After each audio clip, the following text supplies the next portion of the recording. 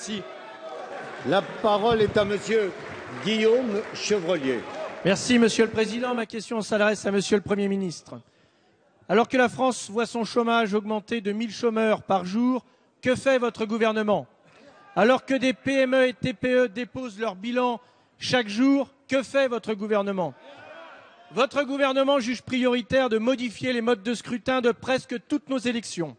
Après les municipales, les sénatoriales, vous vous êtes attaqué au cantonal, en introduisant un concept inédit et improbable, le binôme paritaire.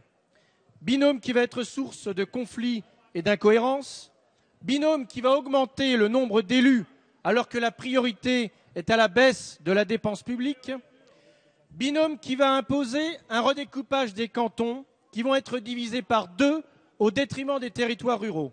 Cette ruralité qui représente 80% du territoire national va être gravement pénalisée. Ce redécoupage donne l'occasion à votre ministre de l'Intérieur de faire une grande opération de charcutage électoral. On le voit dans tous les départements. En Mayenne, par exemple, des intercommunalités vont être scindées. Et à Laval, ville-préfecture est privilégiée au détriment des cantons ruraux. Alors, Monsieur le Premier ministre, occupez-vous de l'emploi, du pouvoir d'achat, de la sécurité des Français et stoppez votre ministre de l'Intérieur dans son travail de tripatouillage électoral.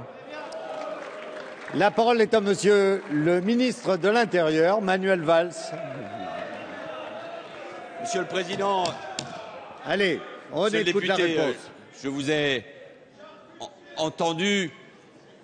L'Assemblée nationale Monsieur Valls, s'il vous plaît, a voté en dernière lecture une loi qui s'impose à tous, qui est une loi désormais de la République, qui prévoit tout simplement de mettre en œuvre les principes émis par le Conseil constitutionnel concernant l'équilibre démographique et tout redécoupage, et notamment celui qui aurait concerné les conseillers territoriaux, aurait dû imposer exactement les mêmes principes. Et le deuxième sujet, qui est au fond celui que vous n'acceptez pas, qui est la parité qui maintenant va s'imposer. Et ainsi, nous allons passer de 13,5% de femmes dans nos départements à 50%. Et comme vous êtes, et à juste titre, contre le scrutin de liste, il n'y avait pas d'autre solution que celle du scrutin binominal. À partir de ces principes, un redécoupage se met en œuvre, dans la concertation, bien sûr, avec des désaccords, parce que les choses sont difficiles. S'il vous plaît, écoutez. Il tient compte des principes. Allez.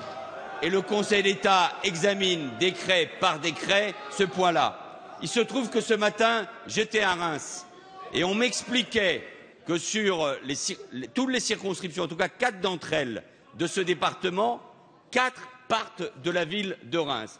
Et je me suis dit, voilà exactement ce qu'il ne faut pas faire. Quand on a tripatouillé et charcuté pour les élections législatives, pour ce qui nous concerne, il faut s'en tenir à des principes. Si, Monsieur le ministre. La séance des questions au gouvernement est terminée. La séance est suspendue.